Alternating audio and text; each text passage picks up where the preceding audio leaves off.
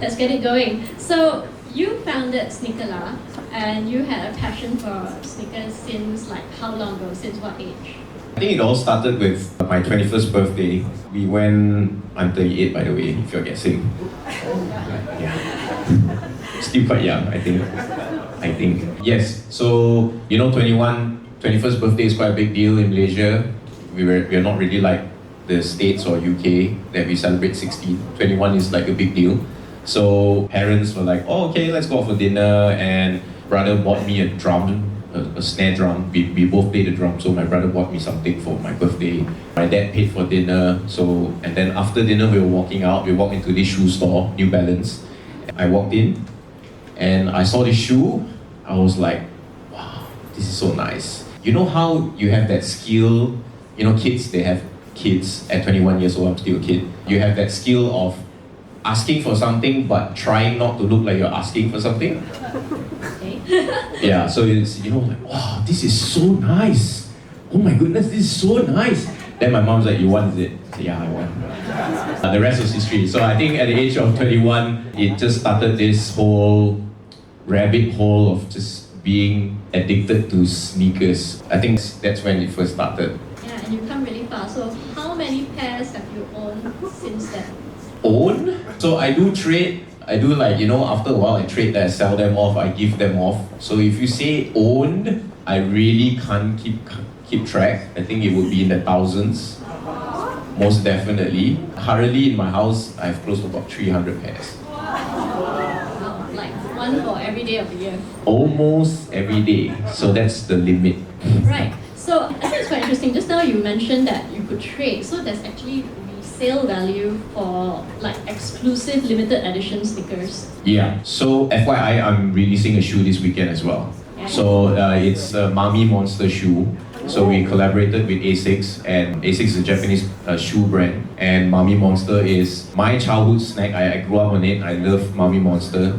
So yeah, it's a beautiful brand to work with, and we are releasing the shoe this weekend. And before it's released, people are already trying to resell it for almost double the price. So it's retailing at 629 ringgit. They're trying to resell it for 1,000 plus ringgit. It's still available, right, on the website? Yes, it's still available on the website. It's pretty pretty actually, quite cute. Yeah, the laces are noodle laces. So if you want to bring out your phone right now, you can Google it. Yeah. Mami A6 Sneakerlah. I like that the laces are daffodil yellow color. Yes, so it was a long process. We were going back and forth, but we actually did snap a real actual picture of the noodle, and we put the Pantone colors directly on the shoe. So that's how we got the yellow.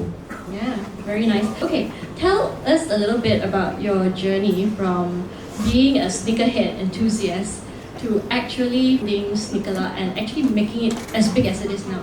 Wow, that's a very long story. I can see the timer now, but it might not be enough. Anyways, it all started, I got out of college and I spent I was talking just now, I spent quite a long time in college because I couldn't decide what course I wanted to do. So I was about 5.5 years in college, yeah. And when I got out, I was about 23 years old. I did some sales job. I eventually landed in real estate. So I was a real estate agent for a while. I did quite well. I think I was selling, Mont Kiara was the hot place, selling houses there. We were selling projects as well. Towards the end of that, 2 years, I got really bored. I was spending most of my money in a sneaker store. And I just realized I was not even going to work. I was just going straight to the sneaker store and hanging out with the sneaker store owner. Yeah, we were just chilling and then just one day the owner of the store asked me, hey, you don't need to work one. I was like, yeah, I think I don't have a job anymore.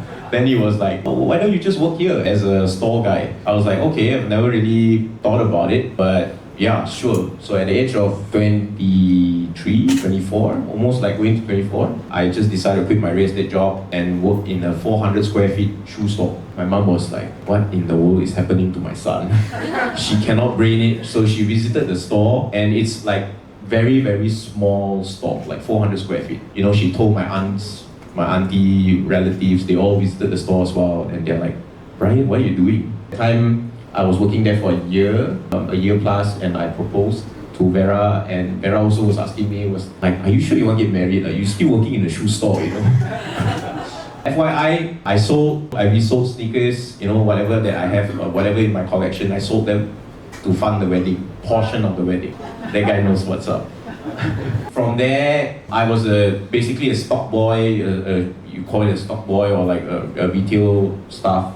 And I just noticed that I'm actually the first guy in the whole of Malaysia to actually set eyes on this shoe. Because the box comes in, I have to like take them out, I have to put them in the storeroom, display them on the shelves. I realized they arrived maybe 2 weeks or a week before the launch date, took out a phone, a camera, started taking pictures, started this blog, and I started blogging about these shoes. And the bosses of the shoe store was like, hey bro, you're onto something. I think this is something very good. It generated a lot of traction, a lot of views. So they were like, okay, I think we want to invest in this idea. So from now on, you don't have to really work as a shoe store guy. We will be your partners in this website. So it became from a blog to a website. I'm just going through the real summarized version, and a few years later, we were working with Nike, all these brands. We were doing some agency work. One of our clients was a shoe store, and they asked us to come up with an event for their shoe store. So how Sneakerlah started is actually by a fluke, by chance, right? And they asked us to create this event for them. And the initial idea of creating this event is so that we can drive traffic to this store, this shoe store in Lot 10. So we came up with this idea of doing a swap meet. So what is a swap meet is, it literally just means swap meet. You come and you bring your shoes, you swap and you meet each other. Or if you don't want to swap, you can just sell it off. So it's meant to be a community event, maybe a few hundred people, and word got around, and some of my friends, because being in the shoe store, you actually meet a lot of people, a lot of celebrities. And some of the celebrities were like, oh, there's this sneaker event that's going to happen. And it garnered a lot of views, a lot of traction. It was supposed to be like 10 tables, 10 vendors. It became like 33 vendors. And then it grew, like, even the brands that were being sold in the store, they wanted to have a booth as well. So we took over the whole third floor and the ground floor of Lot 10. And our first year in 2015, that event had 17,000 people show up. Wow, Yeah. amazing. So that's how Sneakerlah started. 17,000. 17,000. Yes, on one day, yeah. On one day. 17,000 people. So how did we track this? Back then, anybody like walk in a retail store last time and you receive an SMS from the store? Anybody had that before? Right? It's a technology that they sense your phone number and then they send you a number. Welcome to H&M, there's a 30% discount, blah, blah, blah, right? So this is how they track your phone number, and that is how they track 17,000 different phone numbers in the store on that day. So that's how we know the numbers. Right. So I think it's very interesting that you mentioned that you stumbled upon Sneakerlah by fluke. But I also realized that you really love sneakers. And Yeah. because you loved it, you blogged about it. And so you had your first encounter with social media marketing, sort of, in those days. And your boss thought, oh, this can fly. Yeah. And then you started getting involved in, I think, something like upper management. Because they said, you don't need to sell shoe anymore, you come and run this website. Yeah. And then after that, run events. So I think it's really about loving what you do and then doing beyond what you're asked to do. It's like, it's not actually in your KPI, to actually... There is no KPI. No KPI. As someone who is like working in the store, who's someone running your business overnight, I won't say overnight, but definitely the job scope changed tremendously. You are now a boss, and at one point you just take care of yourself. Just make sure that there's enough clients, money coming in to pay yourself. And then eventually I think I need a photographer, I need a designer, I need this. And then you have to start thinking about all these other people. I think at one point when we were running the agency, there was like 30 old people head count. It's a very steep learning curve because I'm not from a business background. I don't, I never ran a business before. And I just love sneakers, right? But when you love something, I guess you figure it out along the way. Yeah, and I think during the COVID-19, it was a particularly difficult time for businesses, big and small. Yeah. And many businesses couldn't somehow survive through the COVID-19. But can you let us know how did Sneakerlah not just survive, but somehow remain resilient and overcame the challenges? Okay, so 2015, 17,000 people, and then 2016, is, I think we reached about 19, almost 20,000. So first year was like fluke. We were like, okay, is this for real? Can we really do something out of this? Can this be a career? Second year, we decided, why don't we go to some really dodgy mall somewhere and see whether people will still show up. So we went to Kenanga Wholesale Mall. Anybody knows Kenanga? Yes. You know how... Like, why? Yeah, you know how dead that place is. Okay, rent was cheap lah. Rent was cheap. You know, they were like literally begging us to do the event there. So we're like, okay, let's do it. There was no escalator directly to the hall. You have to take a lift, and the lifts are super slow. And like the second year got 20,000, 21,000 I think showed up. And that second year just proved to us that, okay, this thing really is not fluke already. We really have to be serious about this. And then I joined ventured with Future Sound Asia. Not sure whether you guys know Future Sound Asia. Future Sound Asia are the guys that bring you Good Vibes. Good Vibes Festival. Yes, they are quite hot seat right now at the moment. But yes, I realized that we needed to JV with these guys who do this professionally. I needed to learn from them. We needed to take things to the next level. So the moment we JV, it was immediately in KLCC Convention Center, Mid Valley. In 2019, we had 32,000 people showed up. So 2019, right? 2019, beautiful. I dropped the first collaboration with A6 as well. That one is a Nasi Lemak team. And then 2020, you know, we were all like, okay, 2020 is the year, you know, we're gonna kill it, yeah, let's go. And COVID happened, everyone's like home. As an event organizer, you're just like, all right, maybe this is March. Maybe we can still have our event in October. But then you see the lockdown was like, first lockdown, second lockdown, and third lockdown. By the second lockdown, we were already like, this event will not happen. At that time, we were still doing some agency work as well. And this 30 headcount people were still in the office. And you know, we just had an amazing year, the year before, and I refused to give any pay cut to any of my staff, you know, because they worked really hard. I was like, okay, we can survive this. We do the math. We can survive this year. So we pay everyone full. But then towards the end of 2020, it was like, oh, okay, nothing's changed. Next year seems very uncertain as well. So long story short, I think mid of 2021, we were like going to wind down the company. Me and my partner were just talking. It's just, yeah, and it worst come to worst, we just close down the company, we fire everyone. We say thank you for your service, I'm so sorry. We tried sustaining, but we can't. We just close down everything, let everyone go. And we just wait for it to open back up, and then we will figure it out along the way lah. We had that conversation, and it was mid-month. I still remember, I think it's somewhere in June, mid-month. We were like, okay, we still have another 2 weeks to decide this. Let's think about it. And I kid you not, the following week, I get a phone call from my ex-boss in real estate. He calls me, and he was like, hey, I was just having drinks with some old friends. You won't believe what happened. I was like, tell me lah, like, you know. Then he was like, okay, this guy, he is a broker, and he has a client. This client's from Korea, and this client is looking for a particular company called Sneakerlah. What? Wow. Like what? Are you serious? Yeah, they want to invest in Sneakerlah. I was like, okay, yeah, sure, I'm up for it, you know. And then said, okay, you know, we'll send the email, and then the email came through. Then I had to like go and check. Is this a Nigerian scam? because it's like, it's too good to be true, you know. You're literally thinking about closing your company, and a week later, this kind of phone call comes in. And if it's not God, I don't know what this is like. This is definitely a divine intervention. It's definitely God at work here. Leading up to that discussion with my partner, and even after that, I was just, you know, I rarely talk to God, but when I do, it's like, hey, buddy, now's your time to come in. You know, I have that kind of talks. It's not really like, you know, I'm a very spiritual person, no go pray, I'm not that. I'm mostly like in the car, I'm driving. You know what, it would be nice if you show up right now, you know. And he really pulled through. A year later, we signed on the dotted line. It was a long 1 year of just talking back and forth, talking about the price. But they even checked through our accounts, and they saw that we were broke.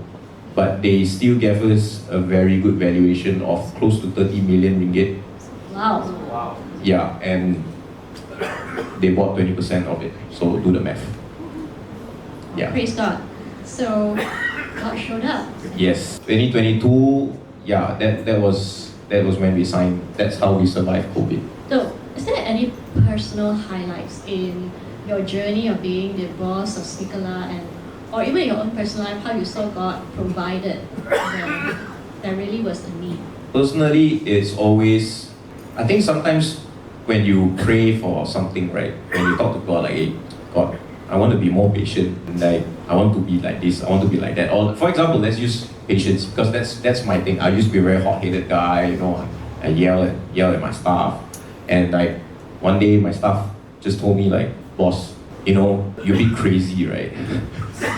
so yes, I have that, you know, that passion to do it fast, to do it like right, to get it right, you know. And sometimes you just knock through all the glasses.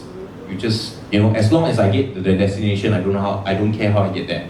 But so then I started praying for, you know, like, okay, change me. And you won't just miraculously change. You know, He will send someone to help you change in a very annoying way. And He will test your patience, you know. That guy will come in and like, wow, I tell you, I remember this guy, right? He comes in, okay, we start work at 10 a.m. This guy shows up at 12 p.m. and tell you it's so hard being a Christian. And like, there are times I call him, sit down.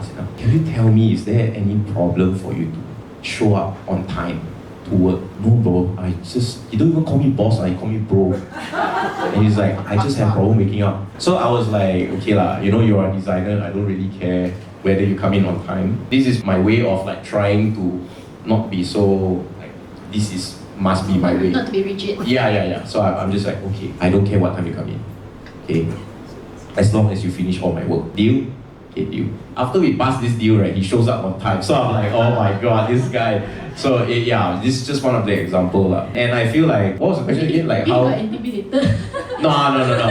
He is not intimidated at all. Like, I have yelled at him before. I have like did all sorts of, like, I've tried all different methods. It doesn't really faze him at all. So he's one of those guys who's just like, you can scold him and he just look at you like, hey, chill, bro. Yeah, but then when you talk to him nicely and patiently, suddenly he listened and he changed. Maybe Yeah. So I think that is maybe the way of like showing you that my way previously is not the way, and this new patient way, this new version of Bryan is the way to go lah, right? Yeah. So I think that's one example, you know, personally. Over the years, just looking back at the story of like, you know, shoe store to starting this business to getting this deal is just God at work all the way lah.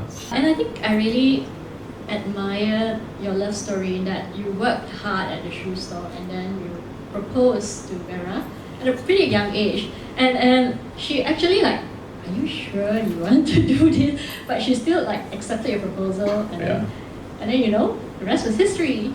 So advice for the singles. Oh, what kind of advice you want How first? not to get friend zoned. This is very tough because it's like I cannot. Because you never got friend zoned, is it? FYI, Vera is like my one and only lah. So obviously in high school got like you know those popular girlfriend. How many? 3. 3 before or 3? 3 before, and 2 of it was Malay.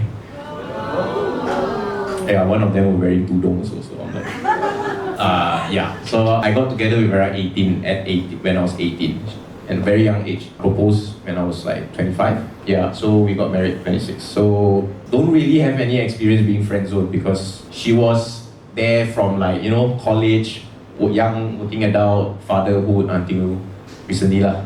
Yeah, don't really have advice for friend zone. I mean, if you are friend zone, don't try anymore. That's my advice, I think. I don't know, if I'm friend zone, I would be like, okay, maybe not this one. Okay, yeah, it's not the end of the world, right? Yes. Yeah. Shift your target. Yeah, shift your target. That is the reason why you are being friend zoned. Means she's not into you, so shift your target, I guess. If you are serially being friend zoned, the problem is you are. I don't know. I would assume the problem is you, so like maybe have to be very honest and ask people for honest advice. I think we all have blind spots, every one of us. So it's good to do some self-reflection. If you're seriously serially getting friend zone lah. Yes, I think self-awareness is key in a lot of things. But how did you first meet Vera and what caught your attention? How did you both fall in love?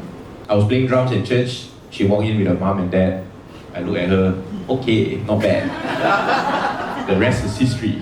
Okay, not bad. Okay, not bad. You know, because you're playing drums, right? You know, like worship, you know, like focus on God. And then like, oh, next week, walk in with her mom and dad again. Oh, okay, you know. Then there are like church camps here and there. So yeah, I was playing drums in church since like 15, 16 years old. Yeah, so I've seen her for a few years. Never really talked to her. We met at her best friend's, a bit weird lah, her best friend punya barbecue session.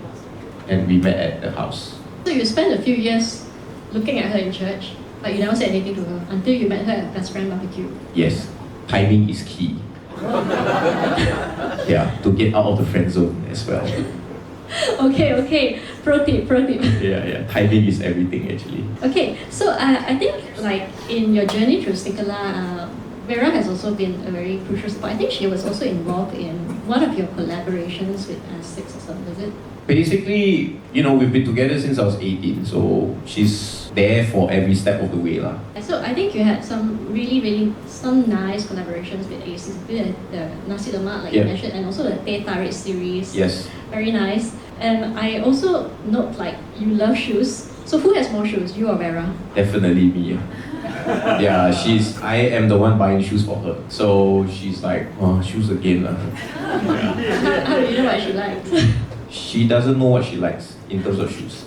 So I just buy. Do you buy bags as well? Because most of us like bags. Yes, I have.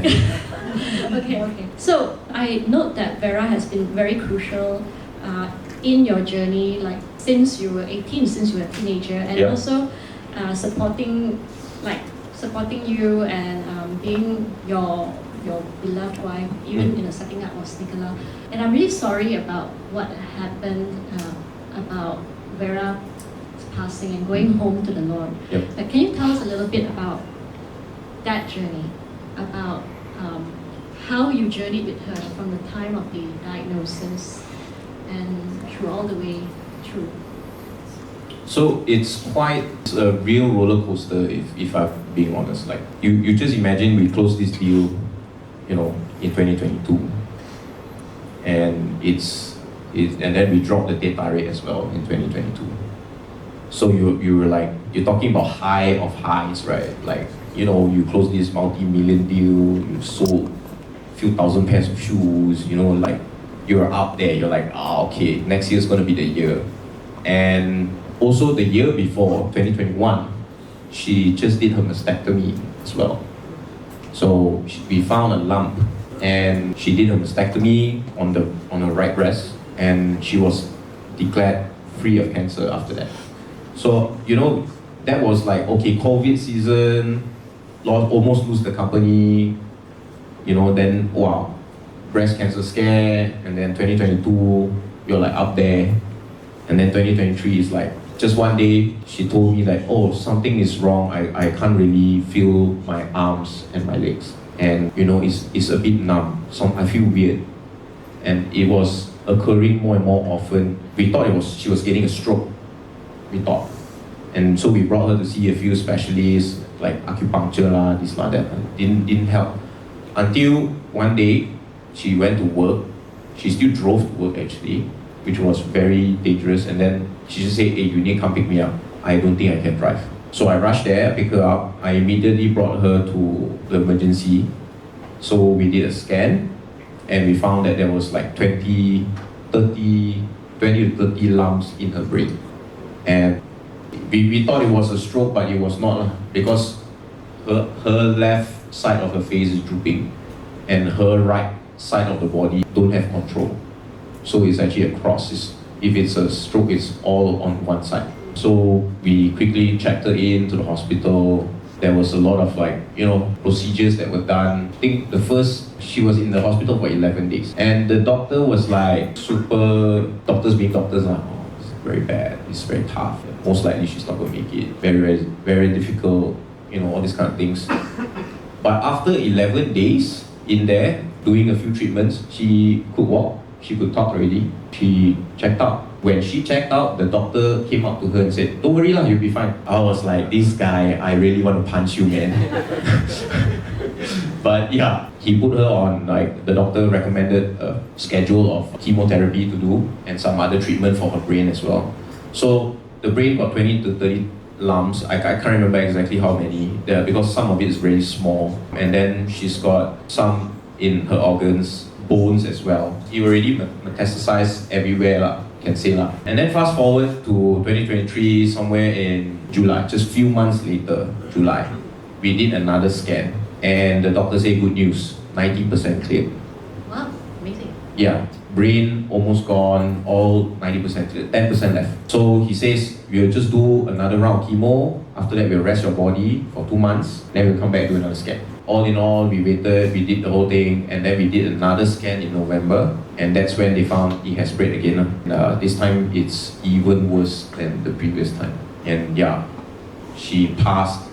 I think just beginning of this year, you can start to see like the decline, and I think the doctor also don't know what else to do. The chemo just became more and more heavier, and it just destroyed her body, and then you can just start to see the decline happen in January, and she passed in May.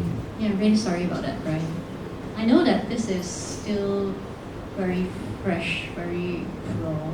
So thank you very much for your honesty and for being willing to share with us. Can you tell us a little bit more? How did you sense God's goodness, God's love, even in this really challenging, difficult time? It's weird because the whole entire time when we are going through this, right, we were still there was no doubt at all, like between me and her, that she will go. So much so that she didn't even write a will. No doubt that she will go. Like that she's gonna die. Okay. Like we both were super like God will come through one, right? We were believing and very, very faithful. The faith was definitely strong lah. And I'm not gonna lie and say like, oh, we were all the way 100%, but there were days that it was shaken, you know, like when she's vomiting, or there will be days that you feel tested lah. But I don't think that both of us promised each other that, okay, we will fight all the way to the very end, right? Sorry, what was the question again? So how did you sense God's goodness, and what pulled you through this very challenging time? When she passed, I mean, with that in mind, right, we were really very holding on to his promise that he'll go through. So when she passed, right, there was a lot of like, why God, you know? And even until today, I'm still asking the same question. I use social media as well to vent and to share my frustration or my thoughts. And I also shared that God has been very quiet, and also it's mentally you are like trying to move on, but when you try to, at the same time you are also feeling very guilty of trying to move on. So it's the fighting of joy and sadness together at the same time. When you try to find joy, you also feel very sad at the same time. So when she passed, you know, it was still very like, okay, I have sort of don't know what to do, right? I was still questioning God. But the very next day, when she passed, we were in the hospital, and like, okay, maybe I should share from how she passed, okay, like detailed. I will go into a very detailed explanation of how she passed. So it was a Sunday night, May 26th, and I was out having dinner, and I was walking back to the hospital. Once I reached back to the hospital around 8:30, my mother-in-law says, okay, since you're back, I'm going to bring the kids. We're going to go home, and they got school tomorrow. The doctor just put a full dose of morphine. So usually about 10-15 minutes, she'll be gone. She'll be like sleeping. So they're gonna head off. So they all packed. I was alone with her, and then she's complaining, you know, her legs pain. So I was massaging her, and I was checking with the nurse. I was saying like, oh, how come the morphine takes so long to kick in? So this is around 8:45, 8:50. I get a phone call from Kevin, my best friend, and he says like, hey, I just finished work. You want me to come over? I was like, nah, she's not feeling it today. She's in a lot of pain, so don't come. 30 minutes, and then 30 minutes later, he still shows up anyway. So when he shows up, he took his guitar out. He started playing worship songs. We were all worshiping, singing songs, and suddenly she was groaning lah. She was throughout this whole time, she was just speaking a lot of sound. She was very uncomfortable. She was in a lot of pain. And on top of that, the nurse came in to give another round of painkillers. So it's morphine plus painkillers now. And she's still not sleeping. She's still awake. And she's still in pain. Then around 9:40, 9:50, around there, she just kept quiet and she was looking up at the ceiling. I think it's around 9:50, she was looking up at the ceiling. Her eyes were following something. She was just looking at something. No pain. She wasn't like in discomfort. She was focused on something. Me and Kevin, my best friend, we still continued singing and praying. I was praying as well. Then around 9:15, 9:20, she just looks down and her breath slowly left. And that's how she passed. Then nurses came in, cleaned the body, they take her away. Somehow miraculously Nirvana people will show up and then they have to sign something and pay them 30,000 ringgit. Sorry, it's a bad joke. But then the next morning I went and visit my in-laws. My brother-in-law had a dream and he's saying that he walked into the hospital room and it was bright lights, super bright lights, white, very bright white lights, and yellow bright lights were coming from this guy's face. You cannot see his face, but he was a really big guy, and his hand was coming down, reaching out. He saw Vera reaching out to this hand, and right before she touched his hand, she turned around, smiled at him, touched his hand, and flew. There were trumpets. There was a Bible verse. I'm the way, the truth, and the light. So the funny thing is, my brother-in-law is not Christian. So he had to Google it. Because of that, he is a Christian today.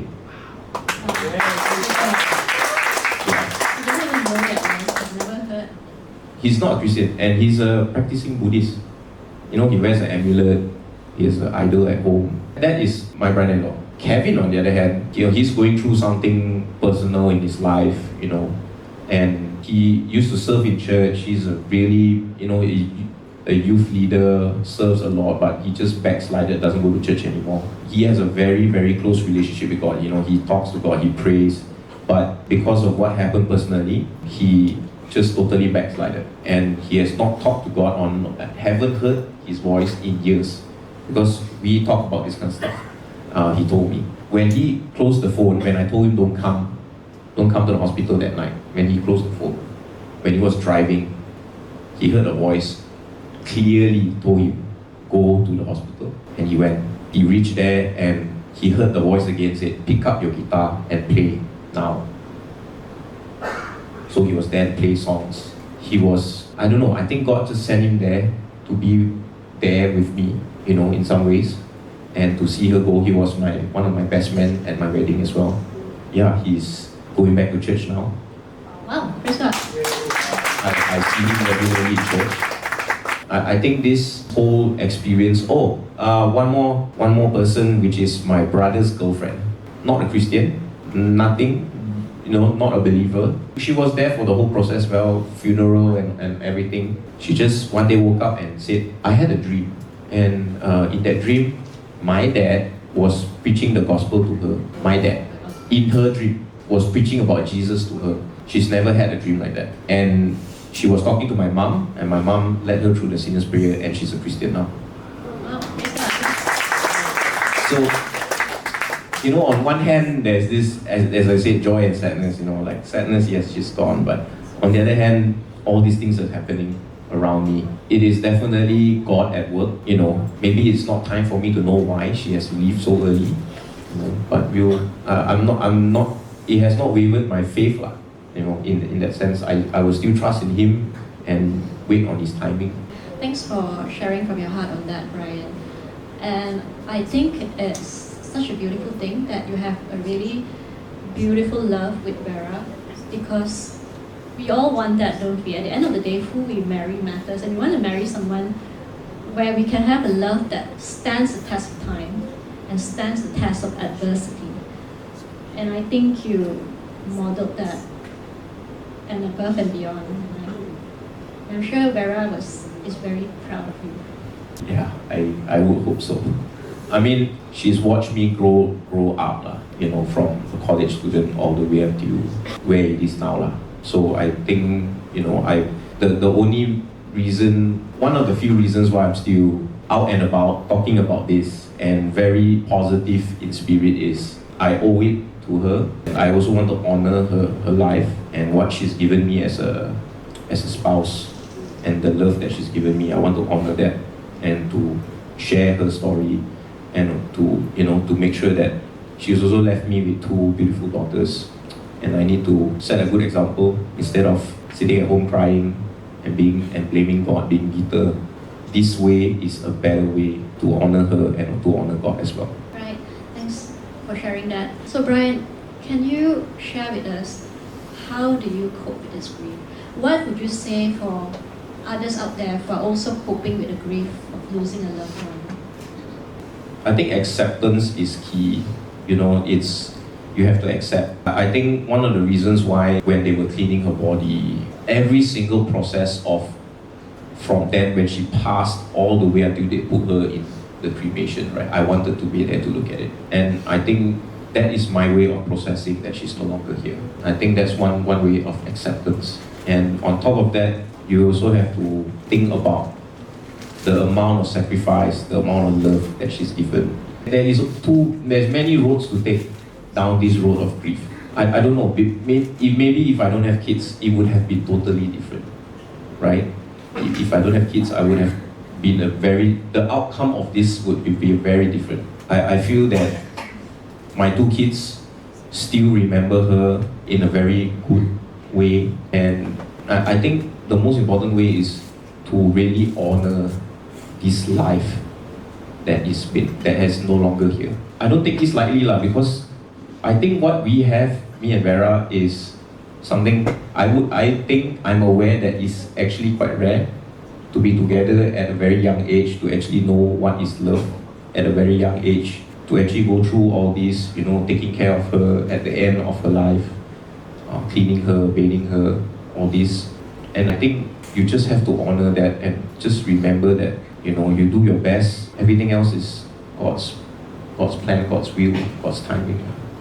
I think you never really fully, completely move on. Like you honor her memory and honor the legacy that she has left behind. Yeah, I think right now what I'm going through is, maybe just to share with you, is this weird feeling of like the war between sadness and joy. Yeah, that's basically what is happening in these past few months. It's just that you're joyful, you hear all these things, this good news, what's happening around me, this good news from my brother-in-law, my brother's girlfriend, all these things that happen. It's definitely God at work, you're happy. But then you want to move on, with life. Like for example, I'm dropping a shoe, I'm doing this, I'm doing that, you still have to go out and be in this world, you still have to work. But then at the same time, when you find yourself enjoying too much, then you go like, there's that part of you that goes like, are you enjoying too much? So I think this is all up here, your own self. This is your own battle that you have to battle and overcome. Yeah. I think you mentioned to me before when we were discussing this that you think that Vera would want you to do this opening up, this sharing. Yeah, most definitely she would want. I think she went through something really tough. It was very painful. There were nights she couldn't sleep. Whatever painkiller you give also cannot. That kind of stuff. And never once did she blame God. Never once was she like bitter about anything. She trusted God all the way. And I look at that and I have to, as I said, honor that and the legacy that she's leaving behind. Right. So she took it in her stride, and she had a lot of courage of going through this. Was there, towards the end, was there any message or advice that she spoke to you that you remember fondly about? I think towards the last 2 months, it was very hard to have a conversation with Ila. It's mostly she's on painkillers, or she's in pain, or she's sleeping. But I just remembered bringing her to all these treatments, day in, day out. And I think there was one point we were just doing treatments, alternative treatment. We already stopped all this chemo and everything because she can't do any more chemo. We were just doing all this alternative stuff. And every day we have to go to the hospital, the clinic, every day. I think she just told me one day, she just looked at me and She just said, I love you, no matter what happens. Very good. I think So what did you say to her then? I cried. I think that was her way of like, she kind of knew it was time as well. Yeah, I just cried. So that was the last part.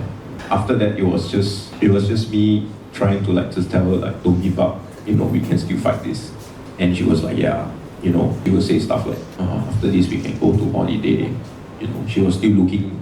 I think like 2 weeks before she passed, she was still looking to book a holiday. So yeah, that was her. That is how she was. You know, she was so positive and very strong. Yeah. Bryan, thank you for sharing such personal stories with us.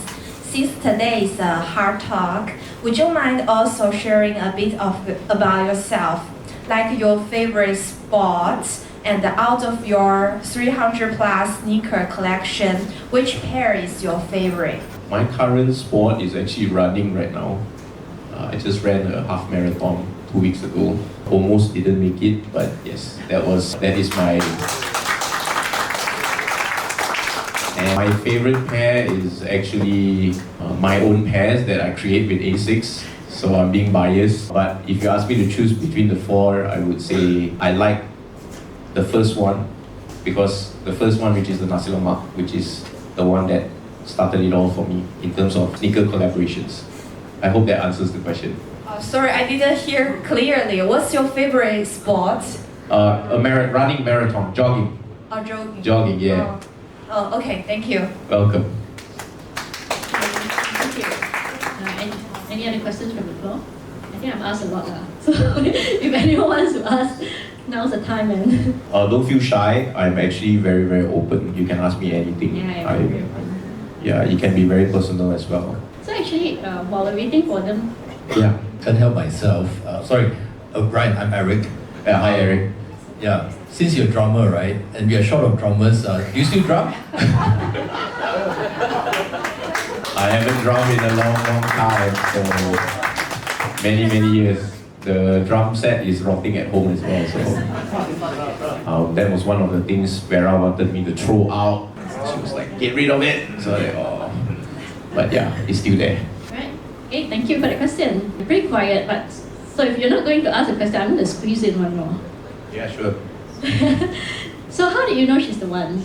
And so give the young adults here some tips about, how you know, like, this is the one that you're going to, this is the one. Okay, I don't really have like, all these like, I just have experience with one girl. So whatever I'm telling you is my experience. Before that you got 3 months. that one nothing lah. That one is just like, let's just go out. Hold hand like that only ma. So it's like, there was no heart-to-heart talk. You never journey with this person. So whatever I'm telling you is not set in stone lah. Okay, it's just my experience. I feel that there is no the one. The one is something you decide in your brain whether this is the one or not. Because if you're always looking for the one, then you just marry Jesus lah. He's the one lah, Like I have many friends who have like, because I'm married young lah. And then I have a lot of friends who are not married even until today. So I look at them and they have like this list of like, I want my guy to be this, I want my guy like that. Criteria. Like this. Then I look at this list, I said, then I just turn better you just marry Jesus at this point. I mean like 6 foot and above in Malaysia, like how many percent already you drop, right? Then you want like tall, dark, handsome, like this, that must earn don't know how much. Bro, you definitely not gonna get married anytime soon. So I feel it's a decision that you have to make. For me, it was just going out with her a few times, ask her a few questions. You want kids? Yeah, I want kids. You want this? Like, oh, what's your dream? What do you want to do? And then we go a few more dates, and like I just decided, okay lah, this is the one. Okay. And, so you and just ask a few questions, like interviewer, so you check all the right. I mean, along the way when you're dating, like, hey, what do you think about kids? It's the way you say it lah. What do you think about kids? Oh, I want kids. I definitely want kids. So it's like, oh, okay. I want kids as well, you know. There are some things that you are looking for that you will feel fulfilled. Some people don't want kids. Some people want kids. You don't know that. Some people don't even talk about that until they get married. And then they find out. And then they find out, you know, a bit too late. But yeah, so I brought up a few topics here and there. Yeah, we talked. And I feel that I just made this decision, like I'm together with her. And we are definitely dating to marry. You know, we're not here to like, you know, Don't mess around. Don't mess around. Like it's just a Don't decision. lead on. Yeah, it's just a decision that you make in your mind. This is the one, and what is the purpose of dating this person, right? This person, where you want to go. If let's say you talk to her like, hey, I'm actually dating, you know, I'm thinking about getting married. You don't really have to put it that way, right? One of the questions you can ask, like, do you want kids? Like this is like the first date, is it? No. You know, like second, third date, you can start asking these kind of questions. First date is usually like, do I actually feel comfortable with this person or not first? Yeah, then the rest is, after that, if you feel comfortable, then you go on the second date lah. Yeah. Like you're not weirded out, you can have chemistry, you can gel, all that. Well, to be honest, we were both super nervous also lah. We went to a fast food restaurant, I think it was KFC. And I ordered chicken. Okay lah, I wasn't very nervous lah, to be honest. She was lah. I devoured that chicken in front of her using my hands. And I bought chicken for her as well. But she's like so nervous. You know girls lah, they're not gonna take it and eat and like in front of the first date right? I didn't think about that also lah. I was like, oh yeah, chicken, just eat, you know. No, I'm not hungry. She didn't touch the chicken the whole night, the whole entire time. I was like, oh, you don't want ah? Then I take her. So that was the first date lah. So maybe don't go to KFC for first date. Yes. Think about the food that you are going to have. Pizza should work. Pizza doesn't work as well because you have to use hands. So you have to think about the girl and, you know, like everything have to be cutlery nice. If they've done their nails, they also don't want to dirty it, right?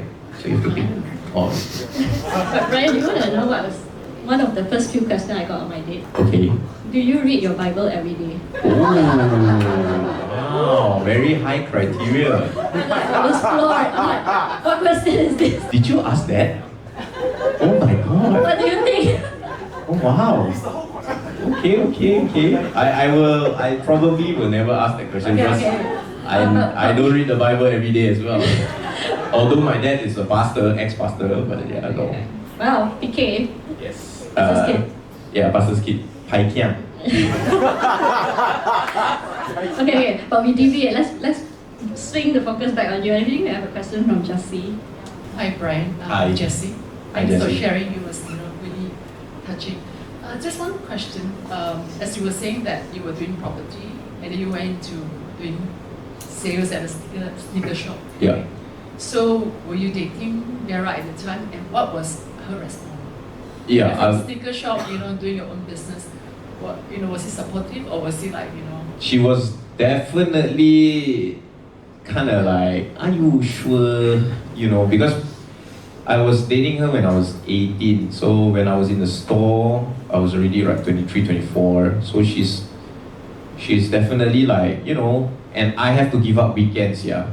Because I'm no longer available on weekends. I have to work in the weekend. She's like, she will come to the store and hang out with me and actually serve customers over the weekend as well. So, but when you are that young, 23, 24, I think you're like, oh, okay, this is my boyfriend. We'll eventually get married. But she didn't. I think what hit her, really hit her, was the following year I proposed to her I was 25, she was 23. And she was like, are you sure you want to get married? You still work in the shoe store though. Right? That's when she asked me that question. But I was like, I got a plan. We were short, as in, we weren't rich, we don't really have a lot, but we found ways to make it work. Part of it is, selling shoes, selling my shoes that I have in the closet to fund the wedding. Yeah, so I think it worked out well. Just one more question. Yeah, sure. Even as you shared that, she played a very important role in you growing your business, even in operating your business in Sneakerlah.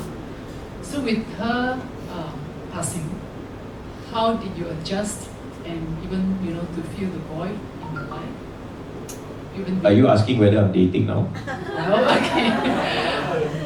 Yeah, I mean, you. Yes, I have been on a few dates, and it's quite weird. So I've been on a few dates, and I'm actually currently seeing someone, and I know it's very, very soon, very, very recent as well. But yes, like I said, make a decision, and this person nothing is really serious at the moment. I'm just like dating, and it was a very weird feeling in the first few months of it. I was like, my goodness, what am I doing? Why am I out at this hour? And and then you're telling your whole life story to this person again, and it's a very weird feeling. But yes, I'm trying again. Yeah. How do I feel the void? The void is still there. It's not filled, but eventually it will be. We'll see how. Maybe we'll have another update in a year's time. Yeah, so we need to invite you again.